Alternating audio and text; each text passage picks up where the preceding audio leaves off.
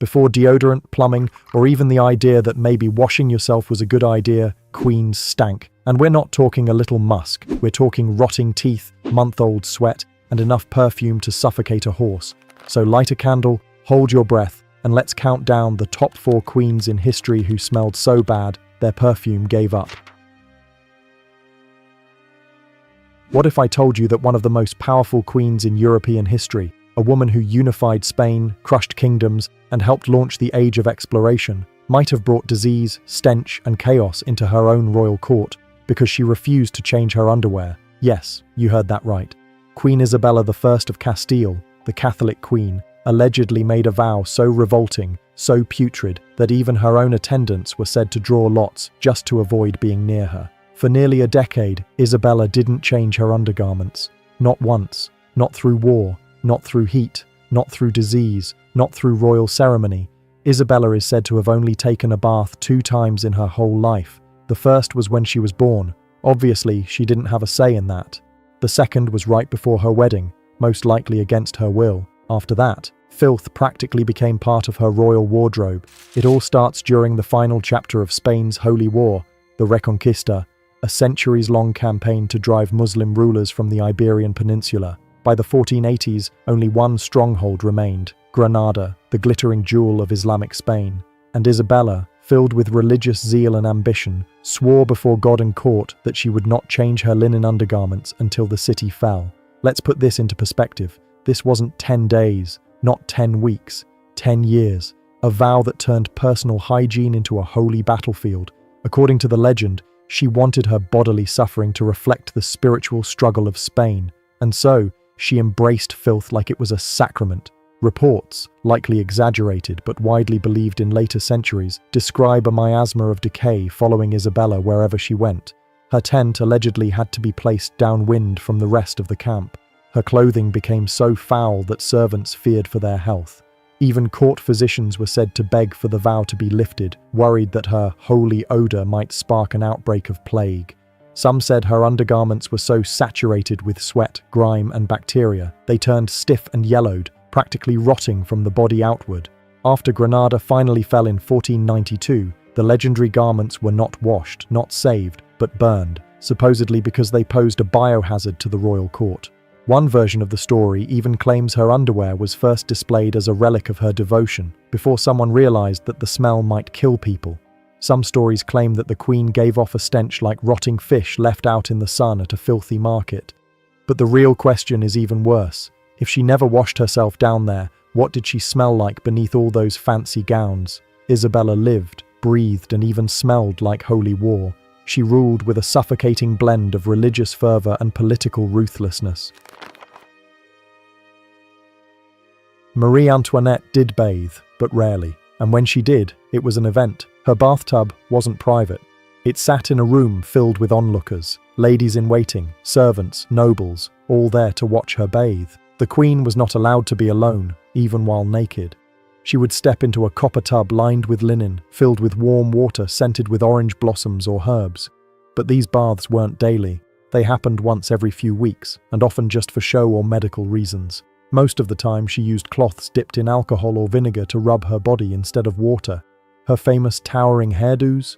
They were built on filth. Her hairstylist would glue animal fat and flour into her hair to create wild shapes, sometimes even with little model ships or gardens sitting on her head. But here's the horrifying part. She didn't wash her hair for weeks. It often became infested with lice, and rats were known to crawl into sleeping women's hair at Versailles. Menstruation for the queen was a public affair. The court kept detailed records of her menstrual cycle because they were desperate for her to produce an heir. Everyone, from servants to ambassadors, knew when she was bleeding, but how did she handle her period? There were no pads or tampons as we know them. Instead, Marie Antoinette used homemade cloth rags, which she tucked inside her linen underwear or let rest between her legs. These cloths were washed and reused, often not very well. The smell, unpleasant. And since there was no running water, her hands and body likely stayed unclean during her bleeding days. And remember, her clothes were tight, layered, and made of heavy silk and brocade. That meant bloodstains, infections, and irritation were common, but never spoken of publicly. Despite the luxury around her, Marie Antoinette lived in a time where filth was hidden behind lace and luxury. The royal palace of Versailles smelled awful, chamber pots overflowed, toilets were rare, and nobles often relieved themselves in hallways or staircases. Perfume was not just a luxury, it was used to cover the stink. Even Marie Antoinette's beautiful gowns were not washed often, they were too delicate. Instead, she would change clothes constantly, not because they were dirty, but because that's how the nobility pretended to stay clean. Queen Elizabeth I ruled over a golden age of poetry, power, and pageantry, but beneath the glowing portraits and majestic speeches was a woman living in a world of rot, rags, and poison. Her court shimmered with pearls and silks, but her body? That was a different story. In Elizabeth's day, water was feared, not loved. Doctors warned that bathing could open the skin and let disease crawl inside, so people avoided full-body washing like the plague, literally.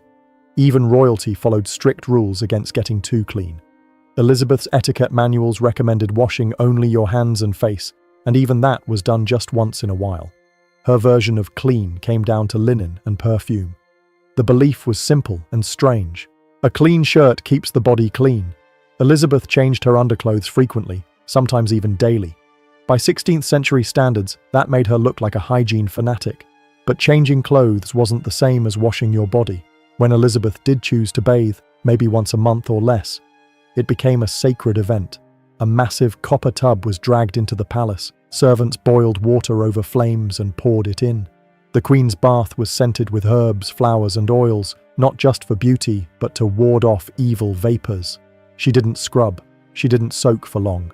She simply sat like a statue, while her ladies gently wiped her skin with cloths soaked in vinegar or rose water. No privacy, no soap, no actual cleaning. Elizabeth's menstrual hygiene was as crude as the era she ruled. There were no pads, no tampons, and definitely no pain relief. Instead, she used clouts, thick cloth rags, which were folded, stuffed between the legs, and sometimes held in place with a belt. These rags were washed and reused, often still stained or damp. The Queen likely bled into layers of linen, hidden under tight corsets and elaborate gowns. She had no running water to wash with, and public talk of menstruation was taboo, yet her ladies-in-waiting knew every detail. Leaks, odors, and infections were common, but no one dared speak a word. And while she was expected to rule an empire, she had to do it while secretly bleeding through layers of cloth and pain, trapped inside metal stays and silk. Catherine de' Medici wasn't just the Queen Mother of France. She was a master manipulator, a political puppet master, and Europe's earliest perfume-obsessed tyrant. But behind her jeweled gowns and deadly court intrigues, Catherine carried a secret terror. She was absolutely horrified of water, not just dirty water, all water. She believed bathing opened the skin's pores and allowed deadly diseases to seep in, so she avoided washing her body. Her solution? Perfume. Gallons of it. Buckets. Clouds that choked the air around her. Catherine didn't just wear fragrance, she weaponized it. She made perfumed gloves a fashion craze, soaking them in oils so strong they could stun the nostrils. These weren't about smelling good, they were about hiding the unbearable. The stench of sweat soaked into days-old undergarments, the greasy grime layered on skin that hadn't seen water in weeks, the rotting scent of scalp hidden beneath powdered wigs and heavy headpieces. Catherine didn't cleanse, she disguised. And she disguised masterfully. The royal court reeked of sickness, of bodily decay, of centuries of bad hygiene. The nobility didn't bathe, they didn't brush, they didn't scrub. Their breath stank of rotten teeth and infected gums.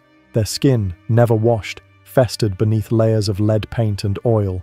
Their clothes were stained with bodily fluids, barely aired, never truly cleaned. And Catherine? She was surrounded by it, so she doused herself in rose water, ambergris, musk, civet, and every other scent that could overpower the rot.